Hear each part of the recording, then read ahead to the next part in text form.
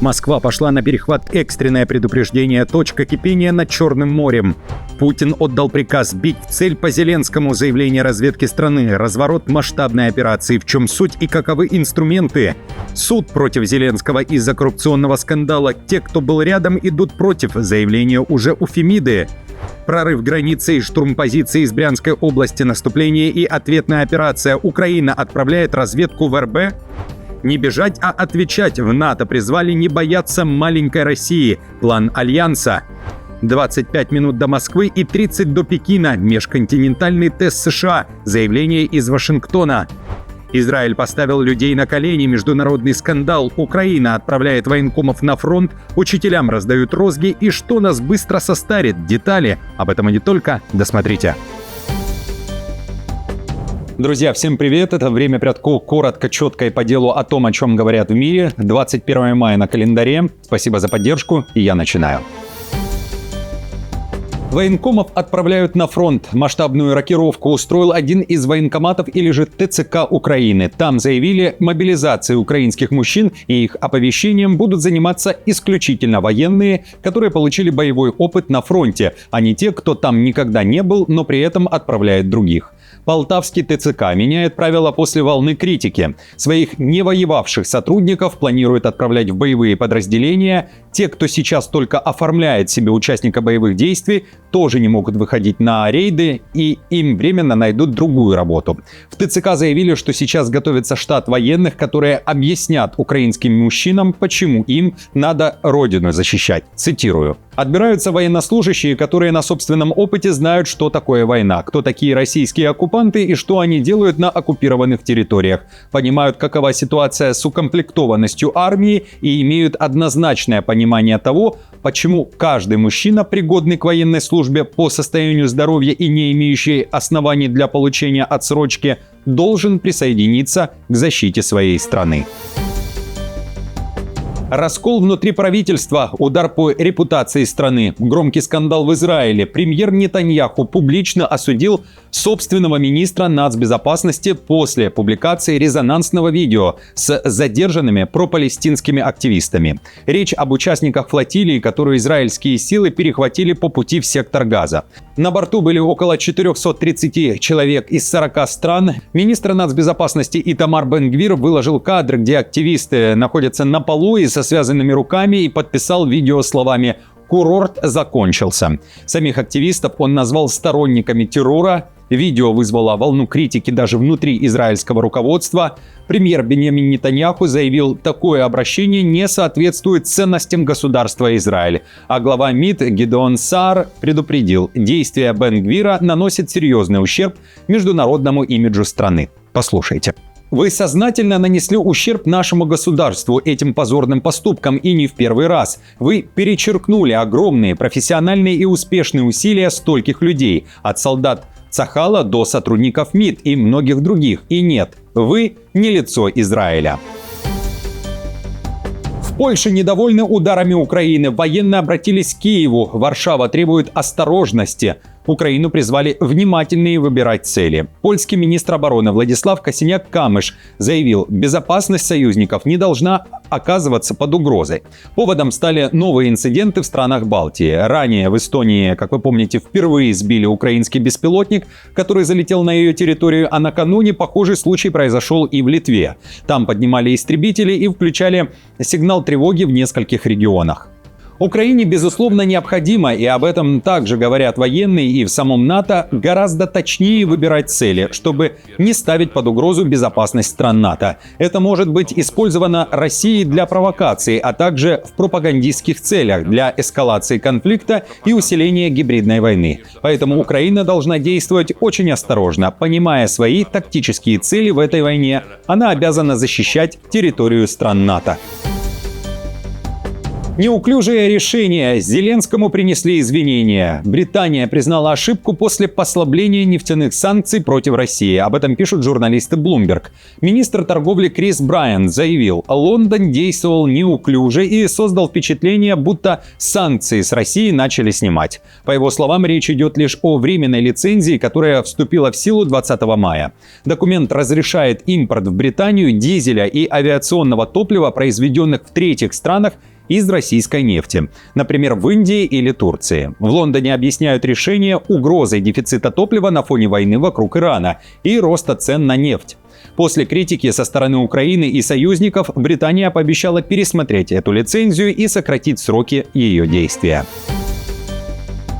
Не до смеха. Суд против Зеленского. Соратник и его давний друг, украинский бизнесмен и совладелец студии «Квартал 95» Тимур Миндич, против которого ранее были введены санкции, решил устроить судебную войну и отменить решение Зеленского. Фигурант дела Мидас, которого подозревают в коррупции в энергетической сфере, обратился в Кассационный административный суд с требованием признать незаконным указ Зеленского о санкциях и отменить все введенные ограничения.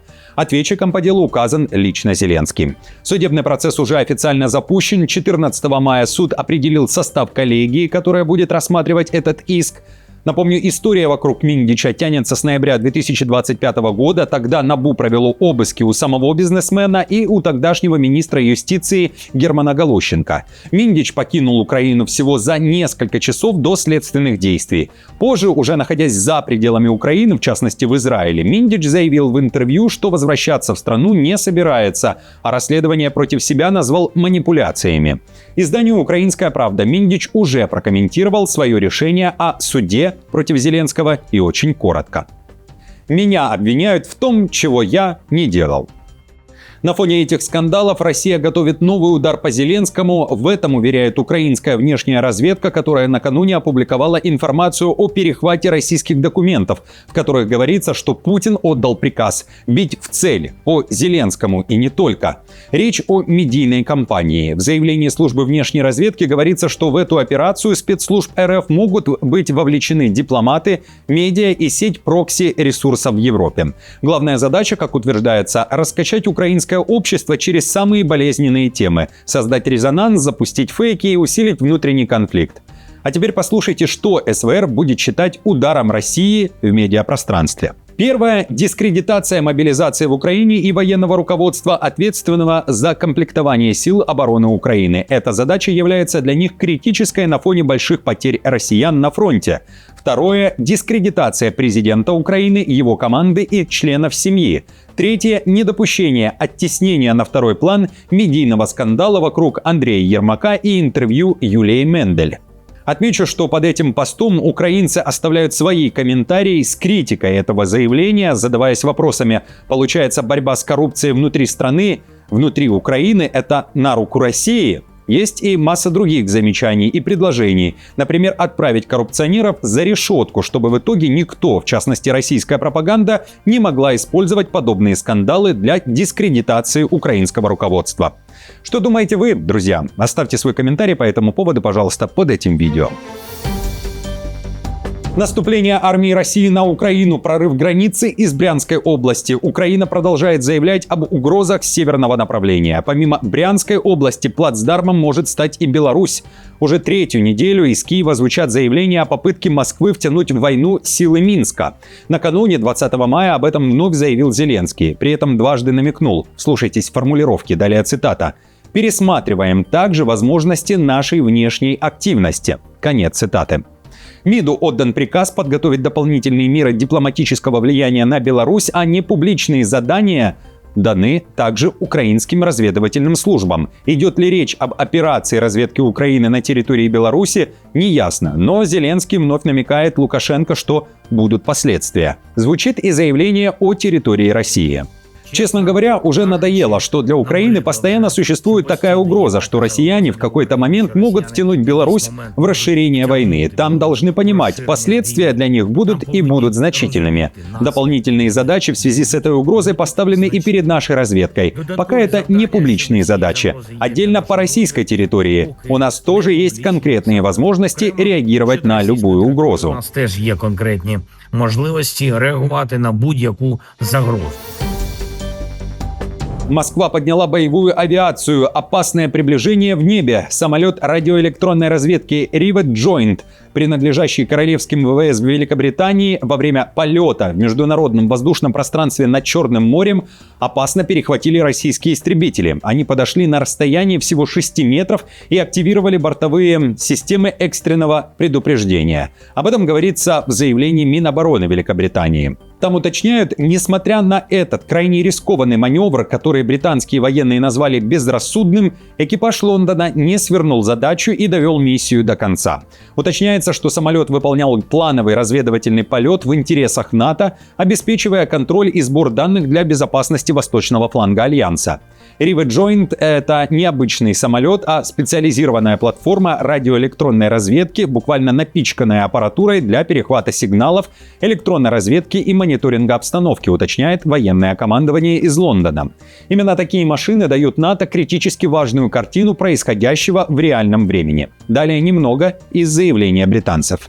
Этот инцидент отражает продолжающуюся российскую агрессию и повышенную военную активность в Восточной Европе и в высоких широтах. Великобритания продолжит твердо стоять вместе со своими союзниками, объединенными в защите НАТО. Подлет до Москвы около 25 минут, до Пекина примерно полчаса, до Ирана еще быстрее. США на фоне ядерных учений России и визита Путина в Китай и войны в Иране провели испытательный запуск своей межконтинентальной баллистической ракеты глобального удара Minuteman-III.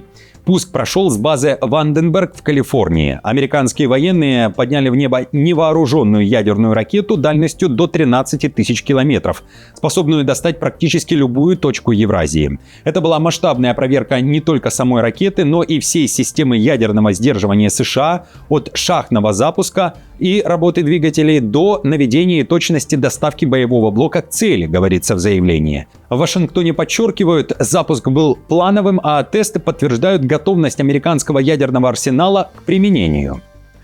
Этот запуск подтверждает исправность и готовность наших сил межконтинентальных баллистических ракет, подтверждая способность каждого компонента всей системы МБР, от наших операторов до самой системы вооружения, выполнять поставленную задачу.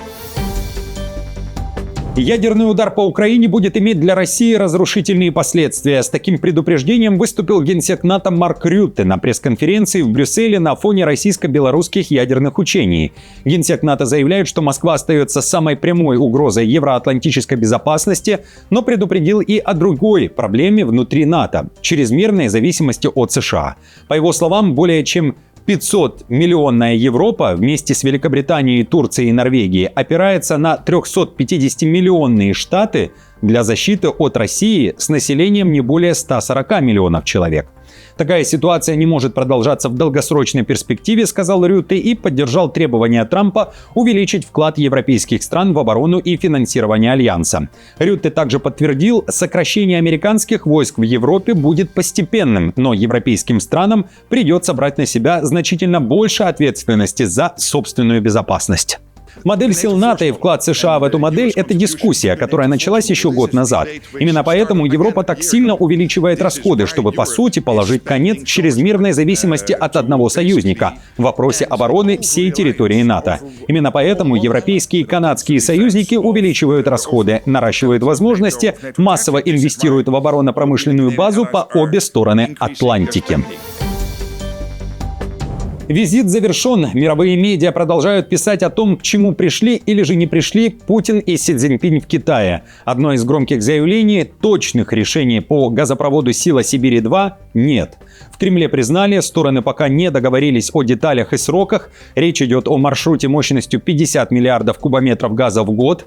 По данным BBC, главная проблема – это цена поставок, на которой настаивает Пекин. При этом Путин и Си подписали около 40 других документов о сотрудничестве и стратегическом партнерстве. Но главную энергетическую сделку Москва после визита в Китай увести не смогла. Тем временем Трамп на вопрос журналистки, как он оценил встречу своих коллег, ответил, цитирую: «Я считаю, что это хорошо. Я лажу с обоими. Не знаю, была ли церемония, организованная для Путина, столь же впечатляющей, как моя. Я смотрел. Думаю, мы их превзошли». Авианосная группа США вошла в Карибское море, и во главе атомный немец. Все произошло накануне, когда Вашингтон предъявил уголовное обвинение бывшему лидеру Кубы Раулю Кастро по делу о сбитых американских самолетах 1996 года. Именно поэтому заход мощной американской авианосной группы многие восприняли как демонстрацию силы и дополнительное давление на Гавану. Опубликованы кадры ударного флота, атомный авианосец, палубная авиация, ракетный эсминец и корабль снабжения. Южное командование США прямо назвало эту группу символом боевой готовности и стратегического преимущества. Напомню, в США ранее заявляли, что могут захватить Кастро как Мадуро. Однако Трамп уверяет, что не планирует военной эскалации, но продолжит давление, и выразил надежду на освобождение Кубы. За буллинг палкой по спине. В Сингапуре ввели телесные наказания для школьников. Новые правила касаются только мальчиков от 9 лет и старше. За травлю, в том числе кибербуллинг, ученик может получить до 3 ударов палкой. Власти называют это крайней мерой. Решение о наказании должен утвердить директор школы, а проводить только уполномоченные учителя. После этого за ребенком обещают следить психологи и школьные сотрудники. Международные организации, включая ЮНИСЕФ, уже раскритиковали инициативу и напомнили: телесные наказания вредят психике детей. Министр образования Десмонд Ли заявил законодателям, что телесные наказания будут применяться только в том случае, если все остальные меры окажутся недостаточными, учитывая серьезность поступка. Школы будут учитывать такие факторы, как зрелость ученика и то, поможет ли телесное наказание ученику извлечь урок из своей ошибки и осознать серьезность содеянного. И напоследок, долгий сон опасен для здоровья и молодости. Ученые Колумбийского университета обнаружили, что люди, которые спят менее 6 часов или более 8 часов в сутки, гораздо быстрее стареют. О деталях исследования, в котором участвовали 500 тысяч британцев, пишет Daily Mail. Проанализировав сон, состояние здоровья участников эксперимента, ученые установили: идеальная продолжительность сна около 7 часов. Если человек спит ночью 6,5 или 7 с хвостиком часов, это тоже нормально. Признаки старения органов минимальны. Короткий сон, сказано в материале, связан с депрессией, тревожными расстройствами и ожирением, диабетом 2 типа, гипертонией и болезнями сердца. При этом и короткий, и слишком длинный сон повышают риск астмы и заболеваний желудочно-кишечного тракта. Друзья, на этом все. Спасибо вам большое, как всегда, за поддержку. Напомню, мне будет приятно, если вы оставите свой лайк, комментарий, сделаете репост этого видео. И если утром не найдете моего ролика, когда откроете YouTube, ищите его вручную. До встречи уже завтра.